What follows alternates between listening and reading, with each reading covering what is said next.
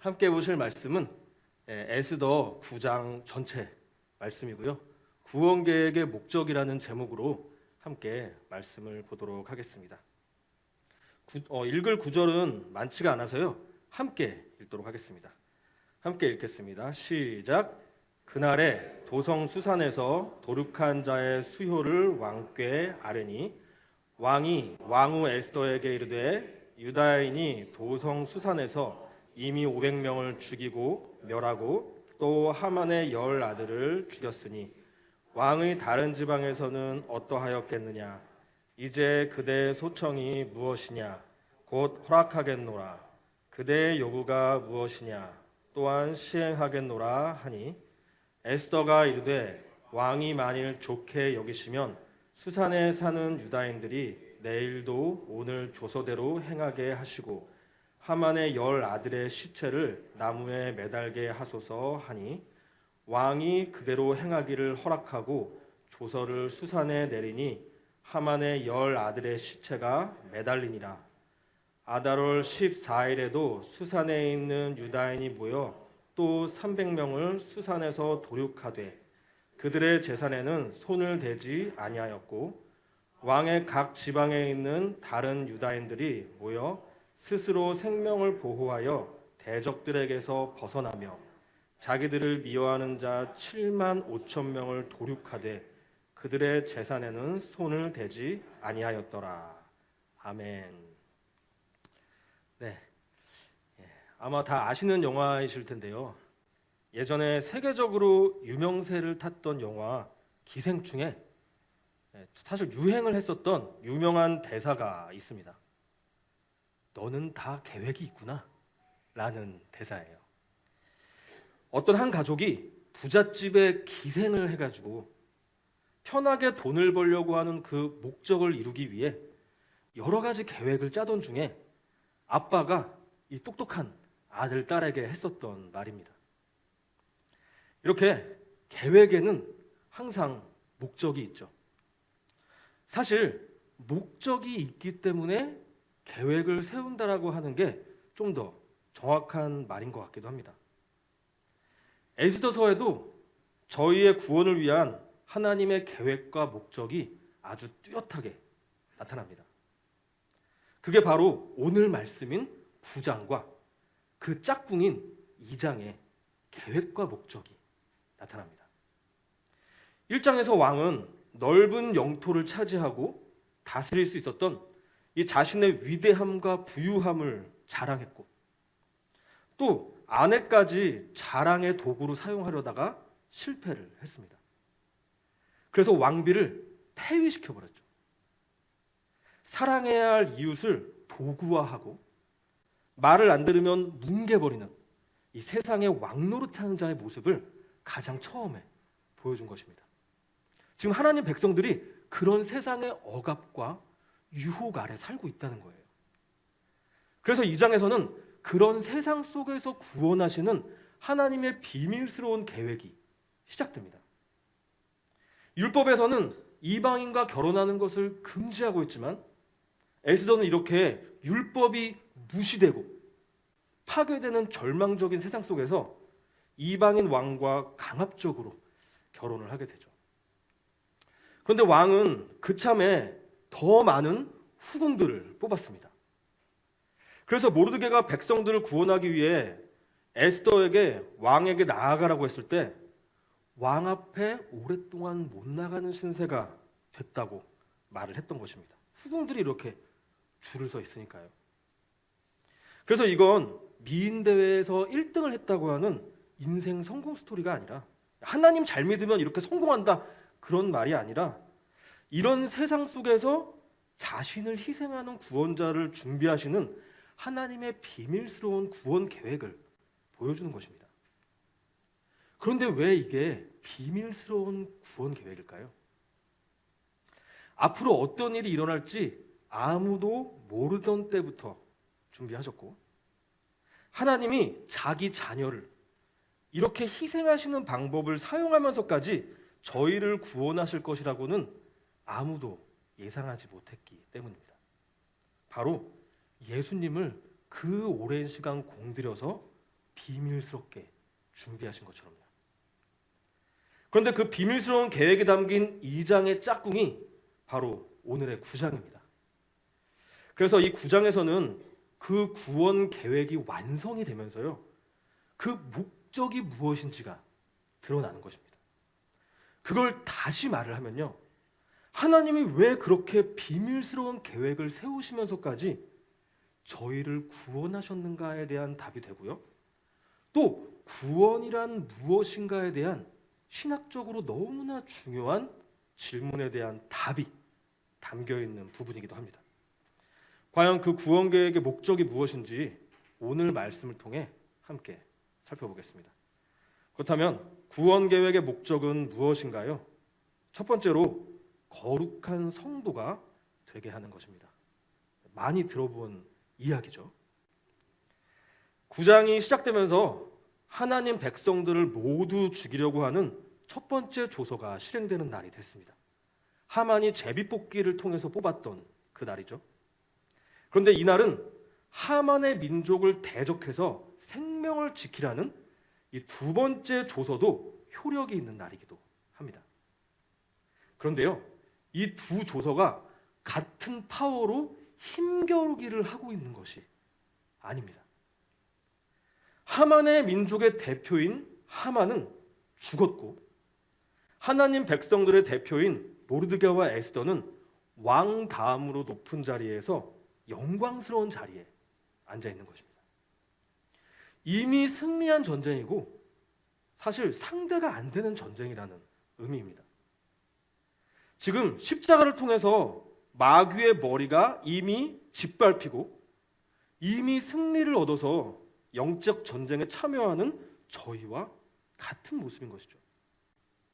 그래서 이 전쟁에서 하만의 10 아들까지 다 죽이는 확실한 승리를 얻었습니다. 그런데 에스더는 거기에 만족하지 않고 왕에게 또 이런 요청을 하게 됩니다. 13절입니다. 에스더가 이르되 왕이 만일 좋게 여기시면 수산에 사는 유다인들이 내일도 오늘 조서대로 행하게 하시고 하만의 10 아들의 시체를 나무에 달게 하소서. 하루로는 다 죽이기에 모자라니까 하루 더 주시면 완전히 다 죽여버리겠다는 거예요. 게다가 이미 죽은 하만의 10 아들의 시체를 나무에 매달아 달라고 합니다.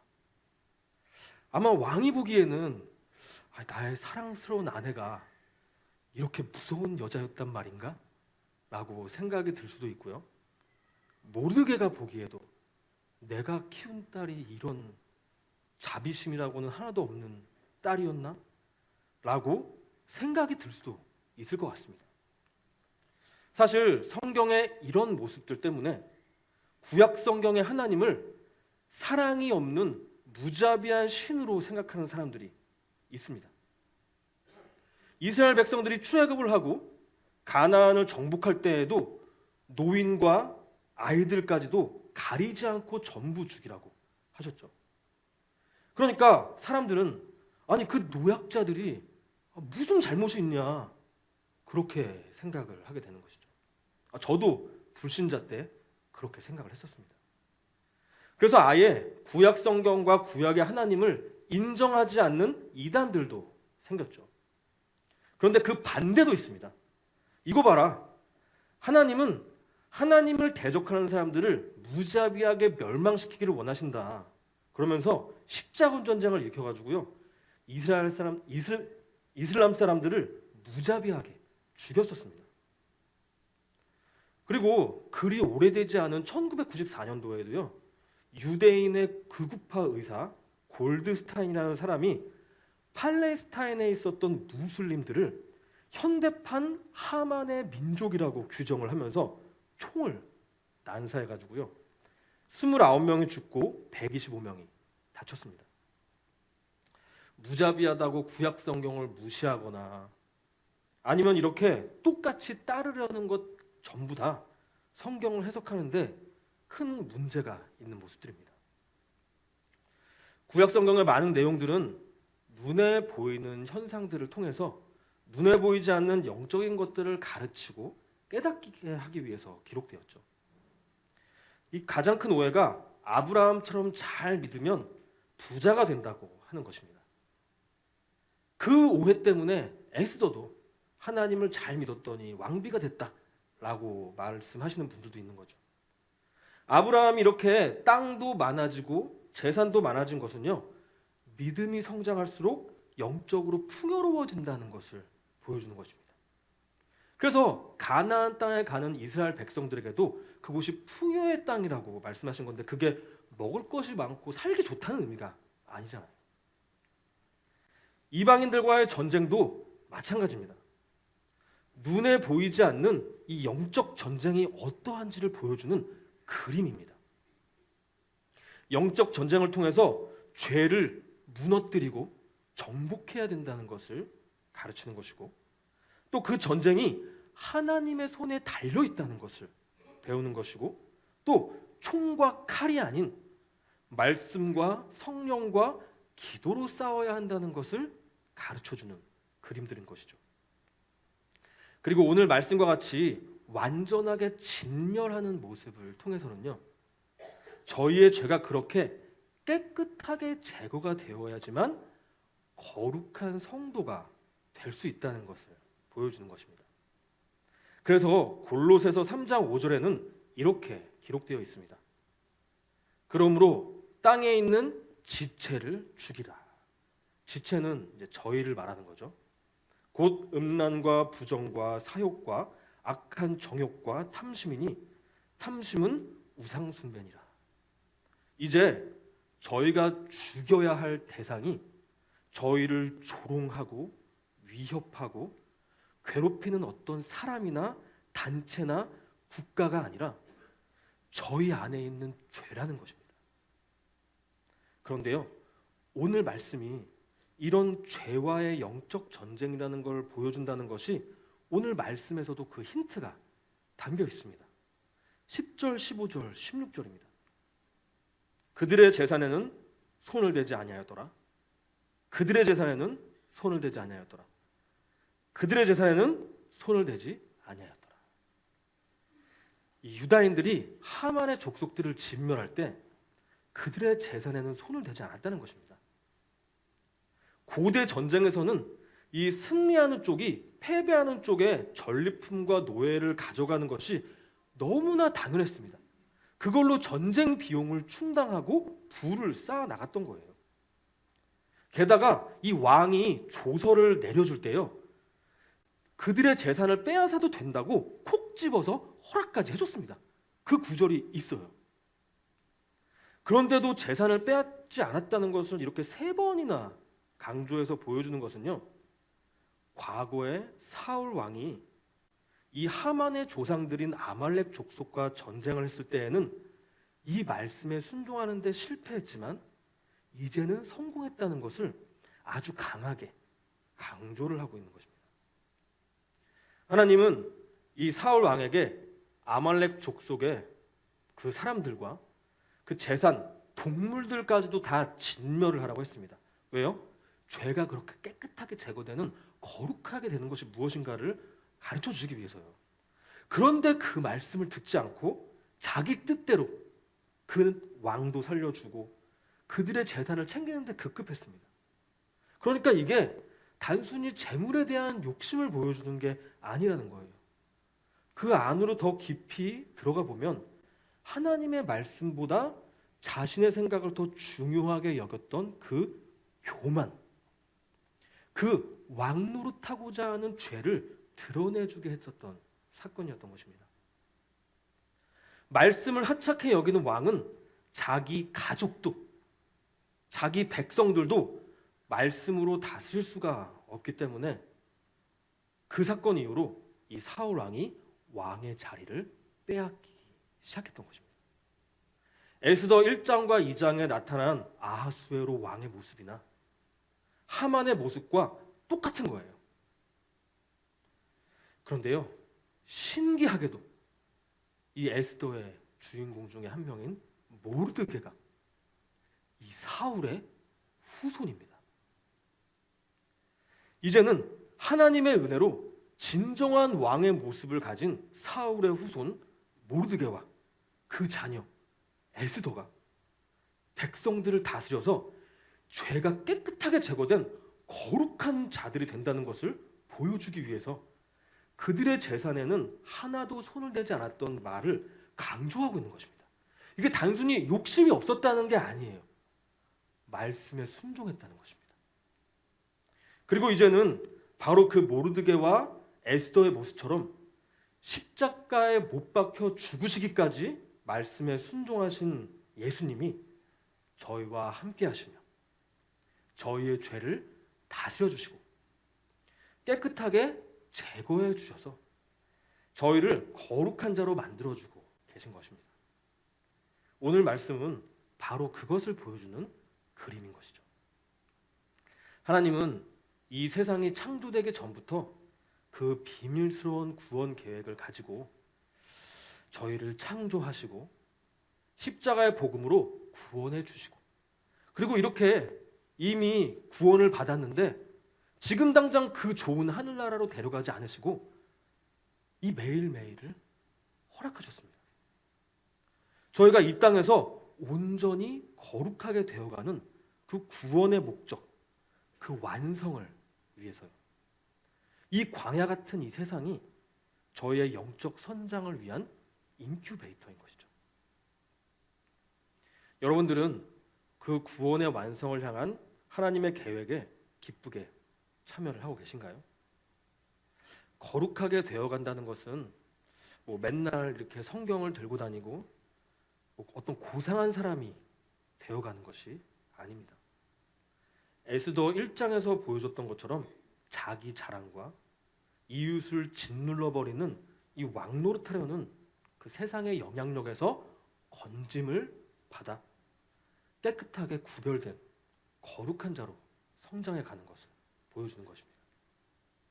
바로 그걸 비교해 주시고 무엇으로부터 저희를 구원해 주시는 건지를 보여주기 위해서 사실 에스더 1장과 2장도 기록이 되어 있던 것이죠. 오늘도 그렇게 저희 안에서 말씀으로 죄를 진멸하시는 그 영적 전쟁에 기쁘게 참여하심으로 예수님을 닮은 거룩한 자들이 되어가시는 저와 여러분들이 되시기를 바랍니다. 두 번째로 이게 잘못됐네요. 하나님의 구원 계획의 목적은 무엇일까요? 은혜를 기억하는 성도가 되게 하는 것입니다. 자, 이제 하만도 죽고 백성들을 위협하던 남은 세력도 모두 제거되고 첫 번째 조서가 효력을 미치는 날도 모두 지나갔습니다. 온 가족과 민족이 죽다 살아났는데 얼마나 기뻤을까요? 그래서 백성들은 그 기쁜 마음으로 하나님께 감사할 뿐만이 아니라 이웃과 그 기쁨과 감사를 나누는 잔치를 벌였습니다. 이게 누가 시켜서 하거나 법으로 정해진 날이라서 그런 것이 아닙니다. 기쁘고 감사한 마음이 먼저 있었기 때문에 섬김과 나눔이라는 행위가 나온 것이죠. 그런데 모르드게는 이날을 이 불임절이라고 하는 절기로 만들어서 지켜 행하게 만듭니다. 21절입니다. 한 규례를 세워 해마다 아달월 14일과 15일을 지키라. 이 날에 유다인들이 대적에게서 벗어나서 평안함을 얻어 슬픔이 변하여 기쁨이 되고 애통이 변하여 길한 날이 되었으니 이 두 날을 지켜 잔치를 베풀고 즐기며 서로 예물을 주며 가난한 자를 구제하라 하매. 그런데 이 사람들이 마음으로부터 감사가 우러나서 자연스럽게 잘 하고 있는데 왜 그걸 또 율법이라고 하는 틀을 만들어 가지고 억지로 이렇게 시키는 걸까요? 그렇게 억지로 시키지 않아도 다들 알아서 잘할 텐데요. 전멸할 뻔했다가 살아났는데 설마 그 은혜를 잊어버릴까요? 잊어버릴까요? 예의가 한번 대답을 한번 해볼까요? 잊어버릴 것 같아요? 안 잊어버릴 것 같아요? 누구 대답할 수 있는 친구 있나요? 영환이 한번 대답해 볼 수 있나요? 하준이 한번 대답해 볼 수 있나요? 잊어버릴 것 같아, 못 잊어버릴 것 같아? 못 잊어버릴 것 같아? 대답을 못 하겠어? 네, 잊어버립니다. 이걸 잊어버려요. 안타깝게도 이 죄인들은 받은 은혜는 쉽게 잊고 불만족한 것들은 눈덩이처럼 부풀려가는 존재라는 사실이 사실 성경의 역사에서 계속 되풀이됐던 것입니다. 아담과 하와도 하나님이 세상의 모든 것을 주셨는데도 그 먹지 말라고 했던 그 선악과 하나 때문에 그 은혜로우신 하나님을 신뢰하지 못하고 그 말씀에 불순종을 했던 것입니다. 그거 하나 때문에. 그래서 은혜를 기억하지 못하는 것이 죄로 들어가는 문인 것입니다.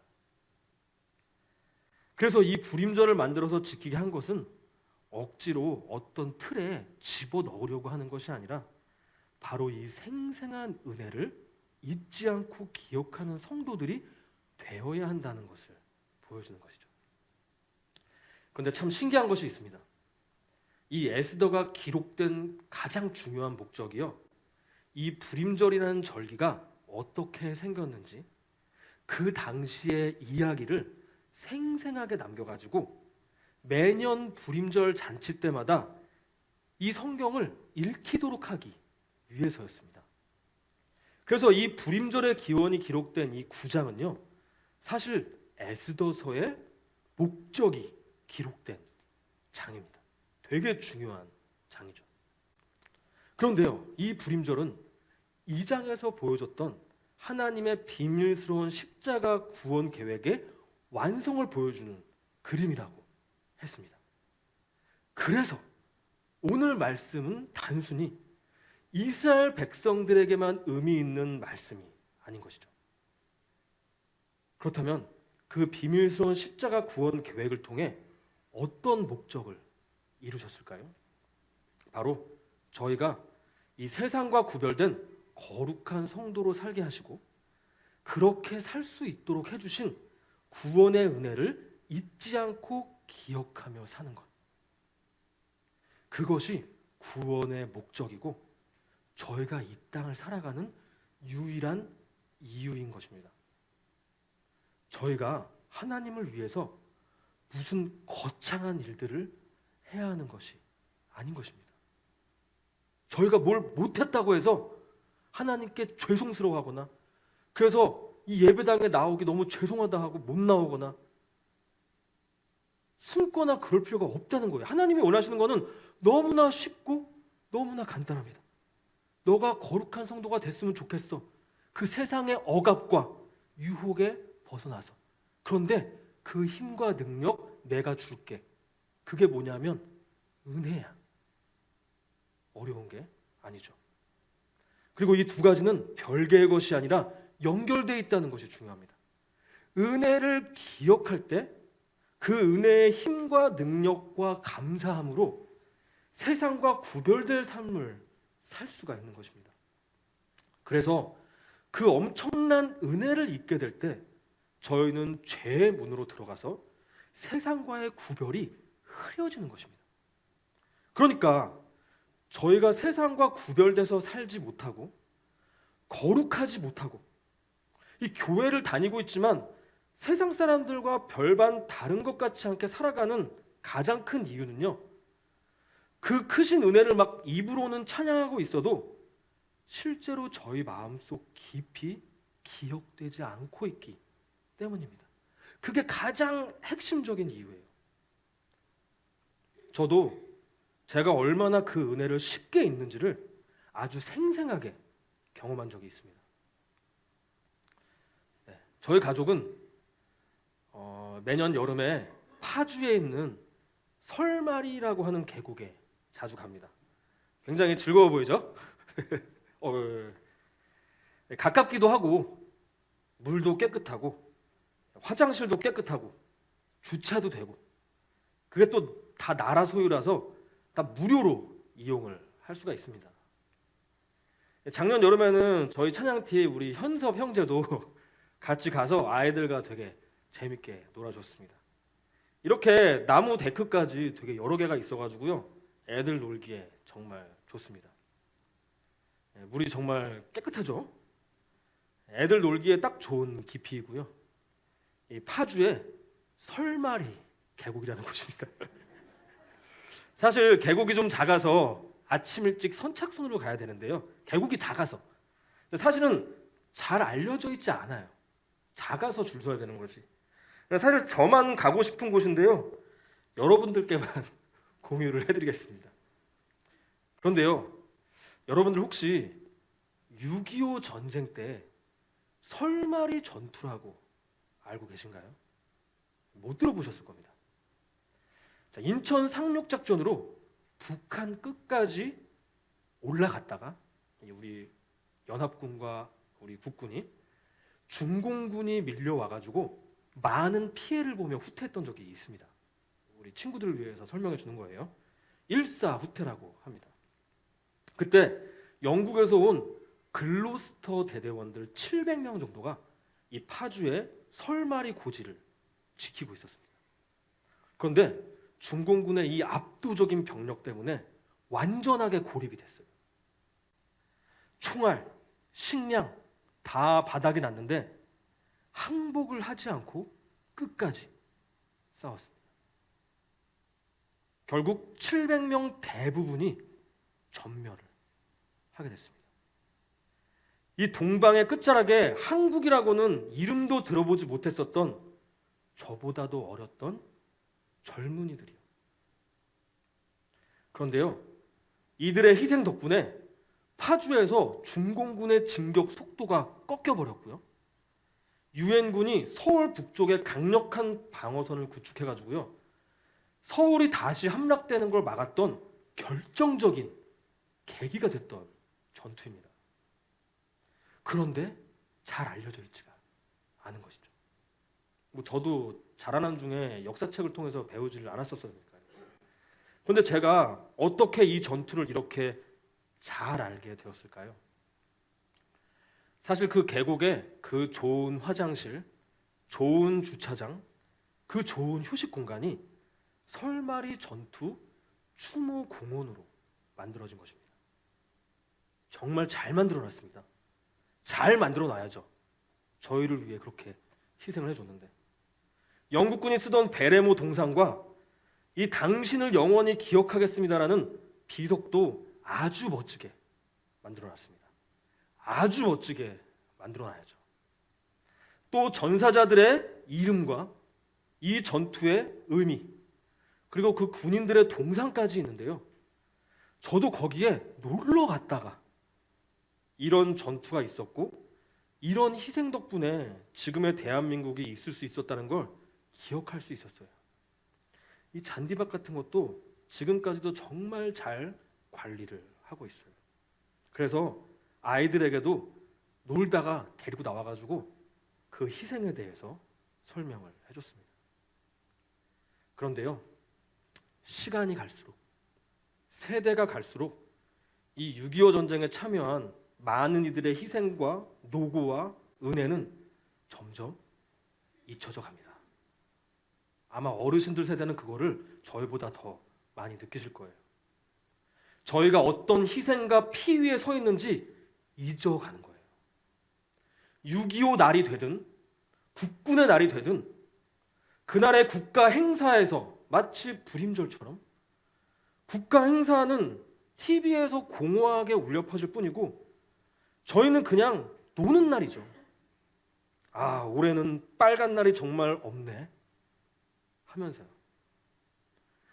그런데요, 이 예수님에 대한 은혜를 기억하는 일에 있어서도 저희가 마찬가지일 수 있다는 것입니다. 저희가 매일매일이 예수님의 십자가 희생과 피 위에 서 있다는 것을, 그 감사와 은혜가 점점 잊어져 가는 겁니다. 2000년 전의 일인데요. 결국 오늘의 말씀의 불임절도 거의 잊혀졌습니다. 지금 그거 지키는 사람들 많지 않아요. 이것은 아주 심각한 문제입니다. 왜냐하면 오늘 말씀처럼 저희가 세상 속에서 거룩하게 구별되어 살아갈 수 있는 힘과 능력이 바로 이 은혜를 기억하는 것에서부터 나오기 때문인 것이죠. 그러자 세상 속에서 섞여 사는 이 그리스도인들을 보면서 예수님 믿는 사람답게 좀 이렇게 좀 살아라, 저렇게 좀 살아라라고 말하기에 앞서서 예수님의 십자가 복음의 은혜를 기억할 수 있도록 도와줘야 하는 것입니다. 그래서 이 복음이 그렇게 중요하다고 하는 것입니다. 오늘 이 두 개의 대지를 보면 복음의 은혜와 삶의 실천을 말하는 거예요. 근데 둘 다 중요합니다. 근데 이것이 있어야 이것이 가능하다는 거예요. 그 위에 있는 거니까. 그래서 이제 청소년부가 새로 생기고 제가 그 부서를 맡게 되면서 제가 이 아이들에게 가장 중요하게 여기는 1순위가 무엇일까요? 바로 말씀을 통해 예수님의 은혜를 매일 기억하는 것입니다. 다른 특별한 게 없어요. 그 은혜를 기억하는 아이들이 되어야만 이 험난한 세상 속에서 거룩하게 살아가는 다음 세대가 될 수가 있는 것입니다. 그래서 사실 제가 지난 10년 동안 유초등부를 해오면서도 예수님의 은혜를 기억하는 것을 가장 중요하게 여겨왔던 것입니다. 제가 뭐를 되게 잘하는 사람은 아닙니다. 그래서 제가 가장 감사했던 것이 뭐냐면요, 제 아이들 3명이 유초등부를 다녔고요, 이번에 2명이 졸업을 했는데요, 제 아이들이 있었을 때나 없었을 때나 제가 변하지가 않았다는 것입니다. 그게 제일 감사했어요. 제 아이들이 새로 들어왔다고 해서 내 아이들이 왔으니까 내 아이들 좀 더 잘하려고 더 좋은 말씀을 막 주려고 한다거나 뭐 교회 돈을 더 많이 써서 뭐를 더 해주거나 하지 않고 원래 아이들에게 주고 있었던 가장 좋은 것을 그냥 똑같이 줬습니다. 진짜로 제가 뭐를 잘하기 때문에 잘하던 걸 계속 잘했다는 것이 아니라요, 하나님이 주신 가장 좋은 것이요, 바로 십자가의 은혜를 기억하게 하는 것입니다. 물론 아이들은 그 디테일한 말씀들을 다 까먹을 수는 있습니다. 하지만 내가 6년 동안 말씀을 들었는데 끝에는 맨날 이 예수님 십자가 그림으로 끝났어. 이 그림 다 기억하죠? 너무 질리게 본 그림 아닌가요? 그래서 아이들이 성장해서 어떤 말씀을 스스로 묵상할지라도 나는 죄인임에도 불구하고 십자가를 통해 충만한 은혜를 주신다는 것을 기억하고 하나님을 신뢰할 수 있으면 되는 것입니다. 그러면 이 아이들은 그 은혜만을 힘과 능력 삼아서 거룩한 삶을 살아갈 수 있을 것입니다. 아이들뿐만이 아니라 저희 모두도 마찬가지인 것이죠. 오늘 말씀을 통해서 하나님이 나를 구원하신 이유, 구원하신 목적이 내가 어떤 대단한 사람이 되는 것이 아니라 하나님께 어떤 엄청난 것을 돌려드리기 위해서가 아니라 그저 이미 주신 그 충만한 은혜를 기억하며 살기를 바라시는 거구나. 내가 느끼는 그 은혜의 깊이만큼만 나누고 사랑하고 섬기는 것이 지금 나에게 합당한 거룩한 삶이구나. 저 사람이 저렇게 산다 그래서 내가 저렇게 못 살아서 주눅들지 않고, 나는 이렇게 살고 있는데 쟤는 저렇게 못 사니까 정죄하지 않고, 그 은혜를 나누고 섬기며 살아가는 것이구나. 그것을 기억하시면서 언제나 기쁘고 감사한 마음으로, 언제나 잔치를 즐기는 마음으로 살아가시는 저와 여러분들이 되시기를 바랍니다.